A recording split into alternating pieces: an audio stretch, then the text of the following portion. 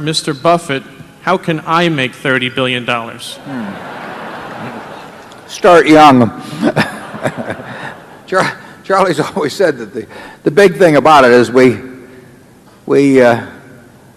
started building this little snowball on top of a very long hill. So we started at a very early age in rolling the snowball down. And of course, the snowball, the nature of compound interest is it behaves like a snowball of sticky snow.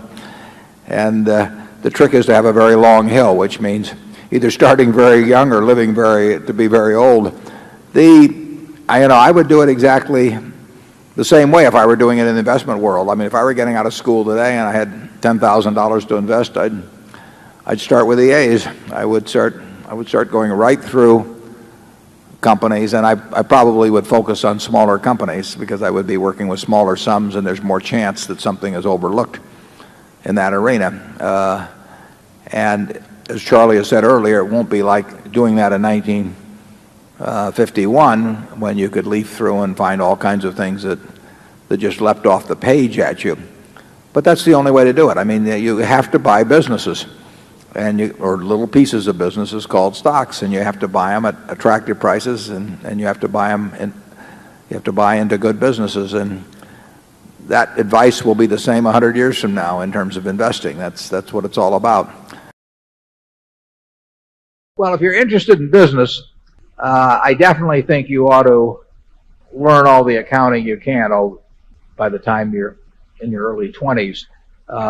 Accounting is the language of business. Now, that doesn't mean it's a perfect language, so you have to know the limitations of that language as well as all aspects of it. So I would advise you to learn accounting, and I would advise you to be, in terms of part-time employment or anything else, work at a number of businesses. There's nothing like seeing how business operates to build your judgment in the future about businesses. When you understand what kind of things are very competitive and what kind of things are less competitive and why that works that way, all of that adds to your knowledge. So I would do a lot of reading. If you're interested in investments, I would take the accounting courses. I do a lot of reading about investments, and I would get as much business experience. I would talk business with people that are in business to find out what they think makes their operation tick or where they have problems and why. I just think you just kind of sop it up every place that you can. If I were working with a small amount of money, the universe would be huge compared to the universe of possible ideas I work with now. You mentioned that 56 to 69 was the best period. Actually, my best period was before that. It was from right after I met Ben Graham in early 1951. But from the end of 1950 through the next 10 years, actually returns averaged about 50% a year. And I think they were 37 points better than the Dow per year, something like that. But I was working with a tiny, tiny, tiny amount of money. And so I would pour through volumes of businesses, and I would find one or two that I could put $10,000 into or $15,000 into that were just ridiculous. They were ridiculously cheap. And obviously, as the money increased, the universe of possible ideas started shrinking dramatically. The times were also better for doing it in that time. But I think if you're working with a small amount of money, with exactly the same background that Charlie and I have, and same ideas, same whatever ability we have, I think you can make very significant sums. But as soon as you start getting the money up into the millions, many millions, the curve on expectable results falls off just dramatically. But that's the nature of it. When you get up to things you can put millions of dollars into, you've got a lot of competition looking at that, and they're not looking as I did when I started. When I started, I went through the pages of the manuals page by page. I mean, I probably went through 20,000 pages in the Moody's Industrial, Transportation, Banks, and Finance manuals, and I did it twice. And I actually, looked at every business. I didn't look very hard at some.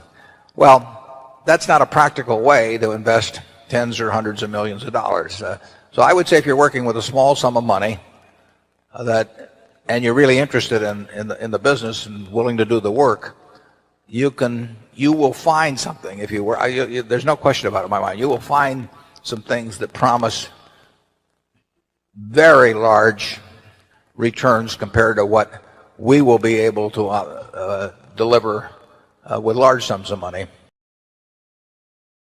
Is business school worth it? Depends on the person, and much more than it depends on the school. Some people are going to get a lot out of advanced education, and some people are going to get very little. And I don't even think it's important that every person go to college at all. We have all kinds of jobs at 70 or so thousand a year, 80,000 a year that college training is not of use. And I actually was not keen on going to college myself. Yeah, my dad kind of jollied me into it. He could get me to do anything, but I knew I could have a good time. I liked investing, and I could read the books. You know, it's a big commitment to take 4 years, and the cost involved, and maybe the loans involved, and everything. I think depending on what your interests are in life, I don't think it's for everybody. I think it's for a lot of people, but there ought to be a reason you're going, and I didn't really see much reason. There's nothing like following your passion. I mean, I love what I do, obviously, and I've loved it the whole time I've done it. Charlie is the same way. We have managers, you know, they come, some of them went to business school, some of them didn't, you know, they're all types.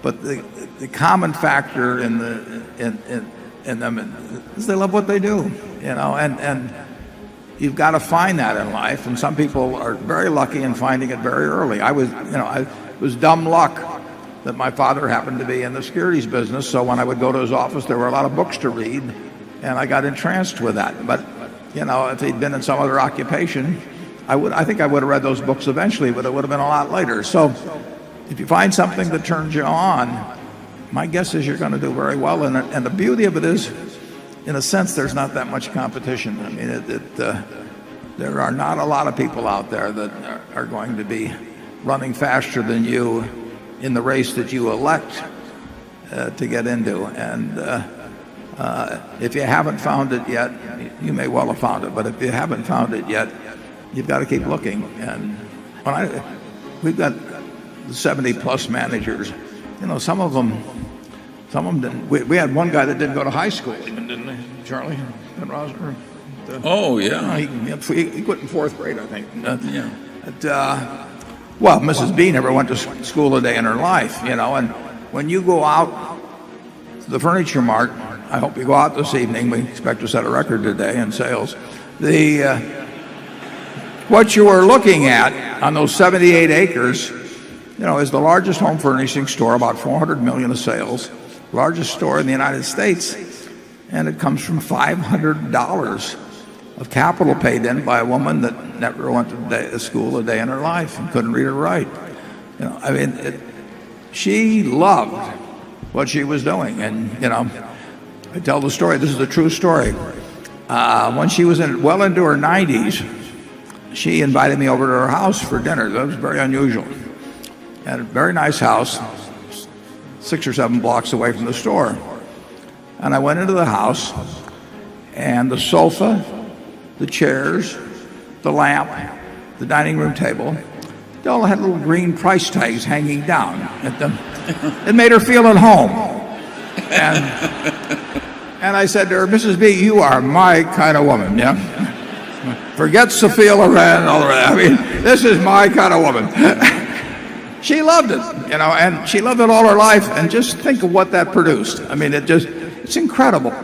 I mean, one time my dad used to quote Emerson that the power that lies within you is new in nature, you know, and basically the power that was within Mrs. B was new in nature, and just over a lifetime it produced amazing things. So find your passion, and then don't let anything stop you. The biggest mistakes are the ones that actually don't show up. They're the mistakes of omission rather than commission. We've never lost that much money on any one investment, but it's the things that I knew enough to do that I didn't do. We have missed profits of as much as, you know, maybe $10 billion in things that I knew enough to do and I didn't do. Now, the fact I didn't buy Microsoft way back is not a foregone opportunity because I didn't know enough to make that decision. But there have been other investments where I didn't know enough to make the decision, and for one reason or another, I either didn't do it at all or I did it on a small scale. I was sucking my thumb when I should have been writing checks, you know, basically. And you know, those don't show up. You know, there's no place where it shows missed opportunities, but I've missed some big ones. I will take a person graduating from college, and assuming they're in normal shape and everything, I will be glad to pay them, probably $50,000 for 10% of all their earnings for the rest of their lives. Well, if I'm willing to pay them 10% for $50,000 for 10%, that means they're worth $500,000 if they haven't got a dime in their pocket, as long as they've got a good mind and a good body. 70 years ago, I was in high school, almost a third as long as the country has been around. And when I was in high school, I really only had two things on my mind: girls and cars. and I wasn't doing very well with girls, so we'll talk about cars. But let's just imagine that when we finish, I'm going to let each one of you pick out the car of your choice. Sounds good, doesn't it? Pick it out, any color, you name it. It'll be tied up with a bow, and it'll be at your house tomorrow. And you say, well, what's the catch? And the catch is that it's the only car you're going to get in your lifetime. Now, what are you going to do knowing that that's the only car you're ever going to have and you love that car? You're going to take care of it like you cannot believe. Now, what I'd like to suggest is you're not going to get only one car in your lifetime, but you're going to get one body and one mind, and that's all you're going to get. And that body and mind feels terrific now, but it has to last you a lifetime. The key is to certainly, in terms of your personal life, the most important decision you'll make is the spouse that most of you will likely have. And it's very important to surround yourself with people that are better than you are. You are going to move in the direction of the people you associate with. So I've been enormously lucky in that respect. I mean, I've just had teachers and friends and a spouse that really was a better person than I was, and I had enough sense to learn from these people that life went better if you behave better yourself. It took a while.